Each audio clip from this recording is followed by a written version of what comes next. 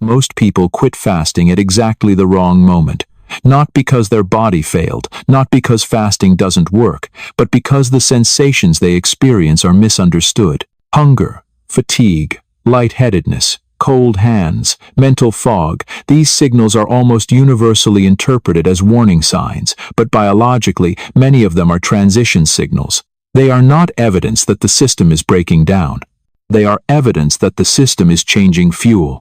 Human metabolism does not operate on motivation or discipline. It operates on signals, hormonal signals, energy availability signals, safety signals. When food intake stops, the body does not panic. It assesses, it calculates, and then it adapts. The discomfort most people feel during fasting is not the body shutting down, it is the body switching modes. This is the central misunderstanding around fasting. People assume the goal is to tolerate hunger for as long as possible. In reality, the goal is to allow the body to enter a different metabolic state. And that transition has a predictable biological sequence. If you do not understand that sequence, you are far more likely to quit during the very phase when the process is beginning to work. To understand what is actually happening, we need to step away from diet culture and look at physiology. When you eat, especially carbohydrates, your body primarily runs on glucose. Excess glucose is stored in the liver as glycogen.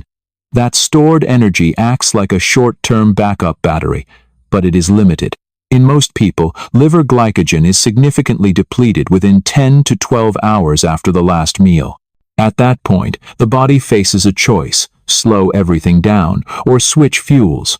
The human body did not evolve to shut down when food was temporarily unavailable. It evolved to remain functional. Historically, periods without food were normal. Hunting failed. Weather changed. Migration took time. A metabolism that collapsed under short-term fasting would not survive long. So, instead of shutting down, the body activates a different metabolic program. This shift is often referred to as the metabolic switch. It is the transition from glucose-based metabolism to fat-based metabolism. When this switch occurs, stored fat is broken down and converted into ketone bodies, which can be used by muscles, organs, and even the brain as an alternative fuel source. This is not a backup system. It is a primary survival mechanism. But here is the critical point. The metabolic switch is not instantaneous. It unfolds over time. And during that transition period, the body sends signals that feel unfamiliar. Hunger spikes. Energy fluctuates. Temperature regulation shifts. Mental clarity may temporarily decrease before improving. These sensations are not random. They follow a biological logic. One of the first signals people notice is hunger that comes in waves. Intuitively, it seems logical that hunger would steadily increase the longer you go without food. But research shows that hunger hormones do not behave that way. The hormone ghrelin, often called the hunger hormone, rises at habitual mealtimes, not continuously. If you normally eat lunch at noon, ghrelin increases around noon. If you normally eat dinner at 7, it increases around 7, and then it falls, even if no food is consumed. This is why hunger often feels intense for a short period and then fades. The body is not demanding food continuously. It is responding to learned eating patterns. When people understand this, fasting becomes psychologically easier. Hunger is no longer perceived as an emergency. It is recognized as a temporary signal that will pass. Another early signal is a change in breath odor, a metallic or slightly fruity smell. While this can be surprising, it is one of the clearest indicators that fat metabolism has begun. As fat is broken down, the liver produces ketones. One of these ketones, acetone, is released through the breath. This is a direct biochemical marker of fuel switching. It means the body is no longer relying primarily on glucose. At the same time, many people report feeling colder than usual. This is not accidental. When food intake stops, the thermic effect of digestion disappears. Insulin levels decline. Energy conservation increases. Blood flow is prioritized toward vital organs rather than extremities. From an evolutionary perspective, this is efficient. Core survival functions are protected, while peripheral comfort becomes secondary. Energy levels during this phase can feel unpredictable. Initial fatigue is common. The body is transitioning away from a fuel source it may have relied on for decades. This transition is sometimes labeled keto flu, but biologically it is better understood as carbohydrate withdrawal combined with electrolyte shifts. Importantly, this phase is temporary. As ketone production stabilizes, many people experience more consistent energy with fewer crashes. What is often overlooked is that fasting also triggers hormonal adaptations designed to preserve lean tissue. Growth hormone secretion increases significantly during fasting. This hormone plays a protective role, reducing muscle protein breakdown while fat is mobilized for energy. In other words, the body is not indiscriminately breaking itself down. It is reallocating resources strategically. The brain, which consumes a disproportionate amount of the body's energy, also adapts. Initially, mental fog can occur as glucose availability fluctuates, but ketones are an efficient fuel for neurons. As ketone availability increases, many people report improved focus, clarity, and cognitive stability. This is further supported by increases in brain-derived neurotrophic factor, a protein associated with neural resilience and plasticity. From a survival standpoint, this makes sense. A brain that becomes sharper during periods without food would be more capable of problem-solving, planning, and acquiring resources. Fasting did not evolve to impair cognition. It evolved to enhance it under the right conditions. Understanding these early signals reframes the fasting experience. Discomfort is not automatically dysfunction. In many cases, it is adaptation in progress. The key is distinguishing between normal transitional signals and signs of excessive strain. Mild hunger, cold sensitivity, temporary fatigue, and transient mental fog are common. Severe dizziness, prolonged weakness, or inability to function are not and should not be ignored. In the next part of this video, we will examine what happens as fasting extends beyond the first day.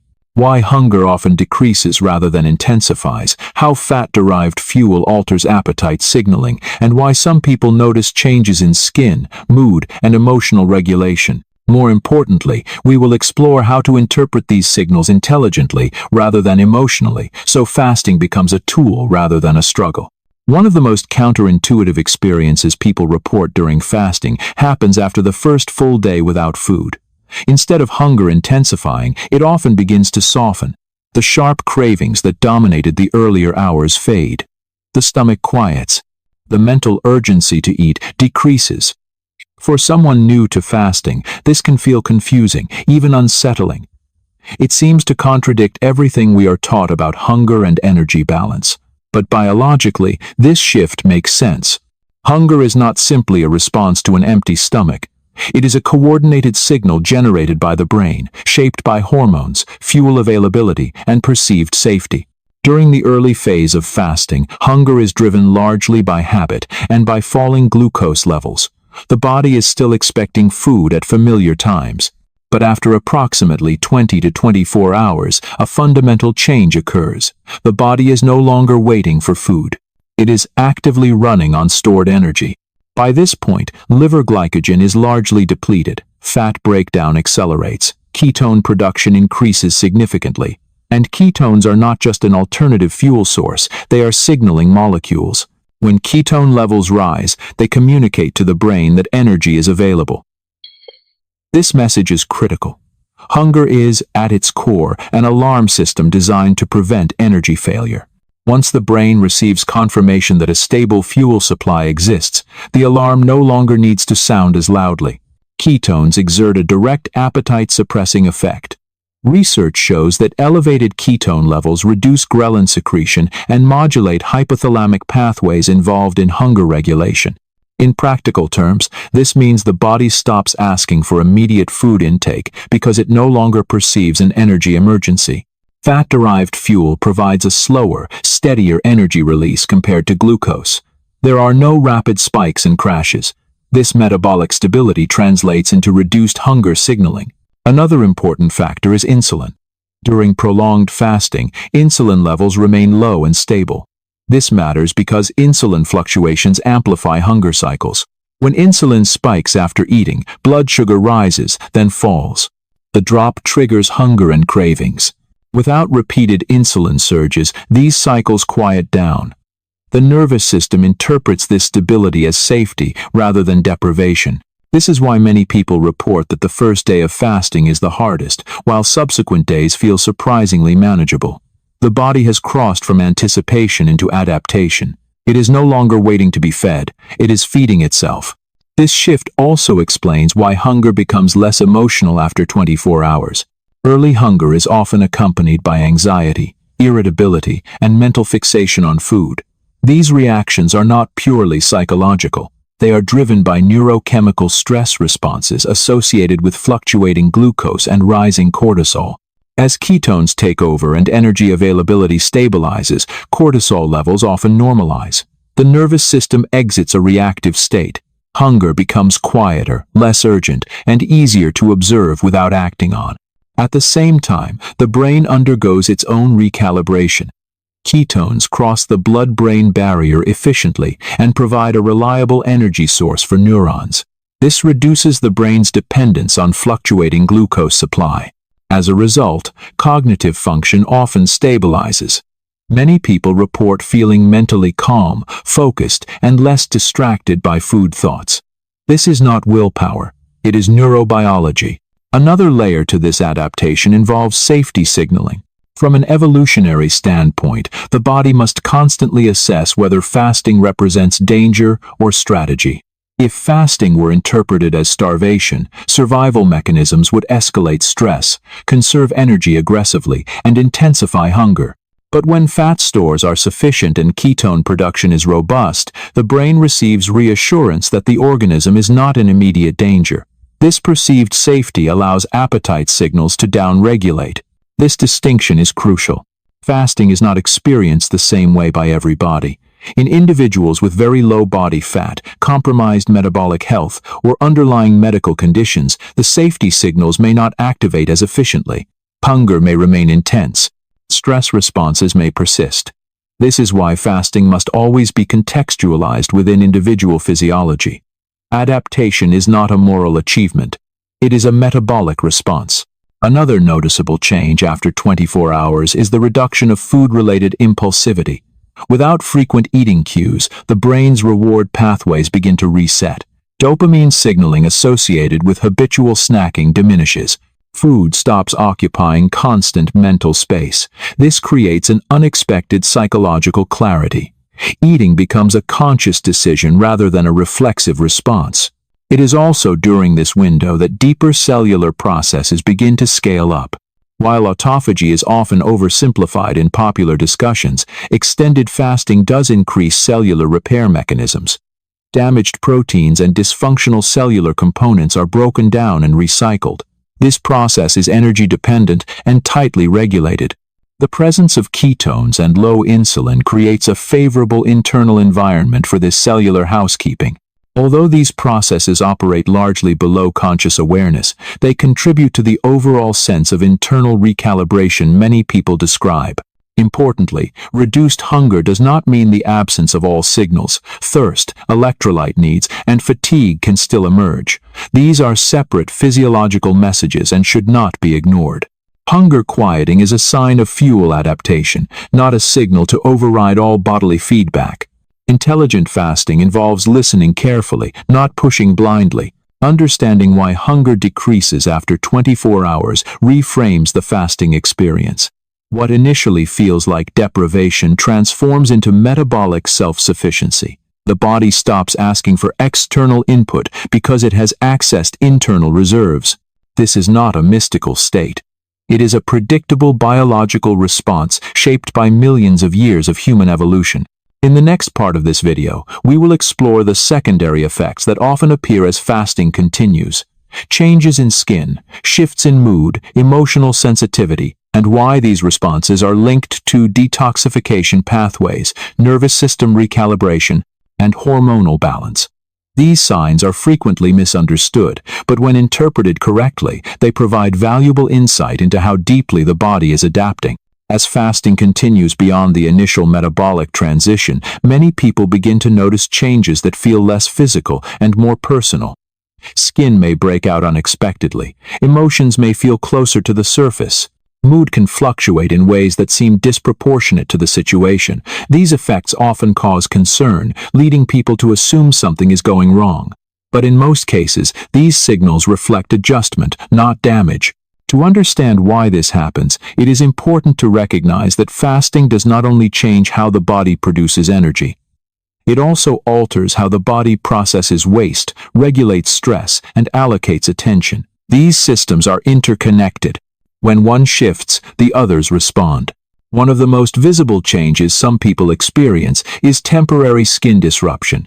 Small breakouts, rashes, or changes in skin texture can appear, especially during longer fasts or repeated fasting cycles. While the skin is often treated as a cosmetic surface, biologically it is an organ of elimination. When internal processing increases, external signals can follow. During fat breakdown, stored compounds that accumulated over time are released into circulation. The liver is the primary organ responsible for neutralizing and processing these substances. However, the liver has a finite processing capacity. When metabolic throughput increases rapidly, secondary elimination pathways can become more active. The skin is one of them. This does not mean the body is detoxing in a vague or mystical sense. It means that metabolic byproducts are being mobilized and cleared. In the same way that increased physical training can temporarily stress muscles before strengthening them, increased metabolic turnover can temporarily surface changes before equilibrium is restored. At the cellular level, fasting also amplifies repair and recycling mechanisms. Damaged proteins, dysfunctional cellular components, and unstable structures are identified and broken down. This process is tightly regulated and energy dependent. It is not chaotic, but it does increase internal activity. Some of the byproducts of this internal cleanup must be transported, processed, and eliminated. Temporary skin changes can reflect this increased internal workload. These effects are usually transient. As metabolic rate stabilizes and clearance pathways adapt, the skin typically returns to baseline or improves. Persistent or severe reactions, however, are signals to reassess fasting intensity and individual tolerance. Adaptation is context-dependent. Alongside physical changes, many people notice shifts in mood and emotional sensitivity. Irritability, restlessness, or heightened emotional responses can appear, particularly during extended fasting. These experiences are often interpreted psychologically, but they have a clear neurobiological basis. Fasting alters stress hormone dynamics. Cortisol, a hormone involved in energy mobilization and alertness, may rise slightly during fasting, especially early on. This is not inherently harmful. It is a normal adaptive response. Cortisol helps maintain blood glucose, supports focus, and mobilizes stored energy. However, increased cortisol can also heighten emotional reactivity. At the same time, fasting influences neurotransmitter systems involved in motivation, vigilance, and mood. Norepinephrine levels often increase, enhancing alertness and responsiveness. While this can sharpen focus, it can also amplify sensitivity. Small stimuli may feel larger, emotional reactions may feel closer to the surface. This does not mean fasting causes emotional instability. It means the nervous system is recalibrating. Many modern environments dampen sensory and emotional awareness through constant stimulation and frequent eating. When those buffers are removed, internal signals become more noticeable. Importantly, these mood shifts are not uniform. Some people feel calmer and more emotionally neutral. Others feel temporarily exposed. These differences reflect baseline nervous system patterns, stress history, and individual resilience. There is no correct emotional response to fasting. There is only information. Another key factor is the reduction of habitual coping mechanisms. Food is not just fuel, it is also regulation. Eating modulates stress, dampens emotional discomfort, and provides predictable relief. When food is removed, alternative regulation strategies have not yet taken its place. This creates a temporary gap. Emotions that were previously softened by eating may surface more clearly. From a physiological perspective, this exposure is not harmful. It is a recalibration process. The nervous system is learning to regulate without constant external input. Over time, many people find that emotional responses become more stable, not less. The initial sensitivity gives way to improved self-regulation. Hydration, electrolyte balance, and sleep quality play a significant role here. Mood disturbances during fasting are often exacerbated by dehydration or electrolyte imbalance rather than fasting itself. Sodium, potassium, and magnesium are critical for nerve signaling. When intake drops abruptly without compensation, symptoms intensify. Addressing these factors often reduces emotional volatility significantly. It is also important to distinguish between adaptation signals and warning signs. Temporary irritability, restlessness, or emotional sensitivity are common. Persistent anxiety, depressive symptoms, or cognitive impairment are not. Fasting should not override mental health needs. Biological adaptation should increase resilience, not erode it. Understanding the temporary nature of these changes is key. The body does not remain in a heightened stress state indefinitely. As fuel utilization stabilizes and hormonal rhythms adjust, the nervous system settles. Emotional responses often normalize or improve. Many people report greater emotional clarity and resilience after adaptation completes. This is why context matters. Fasting is not a punishment, it is a physiological intervention. Like any intervention, it produces a response curve, initial disruption followed by integration. Interpreting early signals as permanent outcomes leads to unnecessary fear and premature abandonment. In the next part of this video, we will integrate everything discussed so far and examine how to differentiate productive adaptation from excessive strain. We will explore how to listen to the body intelligently, how to adjust fasting protocols without losing benefits, and how to use these biological signals as feedback rather than obstacles. By this point, a clear pattern should be emerging. Fasting does not produce random sensations. The body communicates continuously through signals. The challenge is not feeling those signals, it is interpreting them correctly. Most problems associated with fasting do not come from physiology itself, but from misreading what the body is saying. One of the most important distinctions to understand is the difference between adaptation and overstress. Adaptation signals indicate that the body is adjusting to a new metabolic environment. Overstress signals indicate that regulatory systems are being pushed beyond their capacity. The sensations can appear similar on the surface, but their trajectory over time is different. Adaptation signals tend to fluctuate and then stabilize. Hunger comes in waves and then diminishes. Energy dips and then evens out. Mental fog clears into focus. Emotional sensitivity softens into neutrality. These patterns reflect systems recalibrating. Overstress signals, by contrast, intensify rather than resolve. Dizziness persists. Weakness deepens. Cognitive function deteriorates. Mood destabilizes instead of settling. The direction of change matters more than the presence of discomfort itself. Another key principle is proportionality. In healthy adaptation, the body responds in measured ways. Symptoms remain mild to moderate and do not prevent basic functioning. You may feel challenged, but you are not incapacitated.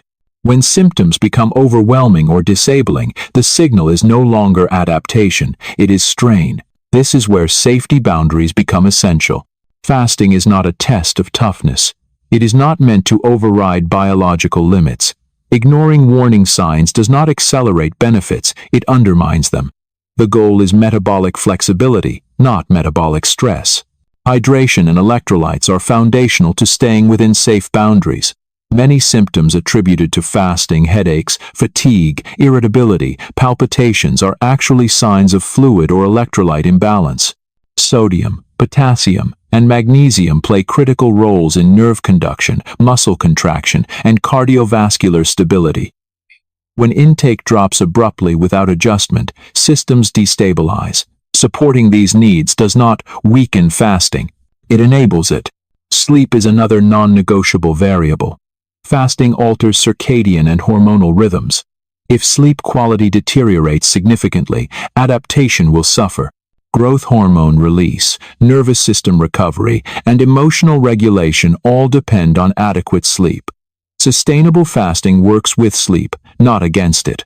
Individual context cannot be ignored. Body composition, metabolic history, stress load, and medical conditions all influence fasting response.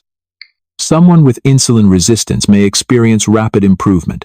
Someone with chronic stress may experience exaggerated stress responses. Someone with low body fat may have limited buffering capacity. None of these responses reflect moral failure or success. They reflect physiology. This is why rigid protocols often fail. The body does not respond to numbers, it responds to internal conditions. Time-restricted eating, intermittent fasting, and longer fasts are tools, not rules. Sustainability comes from matching the tool to the organism, not forcing the organism to comply with the tool. Another critical aspect of sustainability is psychological framing. If fasting is approached as deprivation, stress responses increase. Cortisol rises, hunger intensifies, compliance erodes. When fasting is framed as a temporary shift in fuel sourcing, stress decreases. The nervous system interprets the experience as strategic rather than threatening. This reframing alone can alter the physiological response. It is also important to recognize that fasting does not need to be continuous to be effective. Metabolic benefits accumulate through repeated exposure, not constant restriction. Periods of fasting followed by adequate nourishment reinforce flexibility. Recovery is not failure. It is part of the adaptation cycle. Breaking a fast intelligently matters as much as fasting itself. Refeeding signals safety. Protein supports tissue repair. Micronutrients replenish depleted stores. Excessive refeeding or highly processed foods can disrupt the very adaptations fasting creates. Sustainability depends on respecting both sides of the cycle. Perhaps the most overlooked skill in fasting is learning to observe signals without reacting impulsively. Hunger does not require immediate action. Neither does mild discomfort, but neither should signals be dismissed automatically. Discernment develops over time. The more familiar you become with your body's responses, the clearer the signals become. This skill extends beyond fasting. It reshapes the relationship with food, energy, and stress.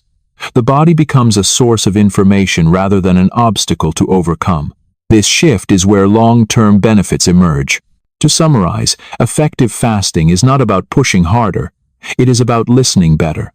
Adaptation feels different from harm. Stability follows disruption. Signals guide behavior when interpreted correctly. When safety boundaries are respected, fasting becomes sustainable rather than exhausting. The purpose of fasting is not to escape hunger, punish the body, or chase extremes. It is to restore metabolic resilience, the ability to switch fuels, regulate energy, and maintain clarity under changing conditions. When approached intelligently, fasting does not weaken the system, it trains it. If there is one takeaway from this entire discussion, it is this. Discomfort during fasting is not automatically a problem, but it is always information. Learning how to read that information accurately is what separates beneficial adaptation from unnecessary strain.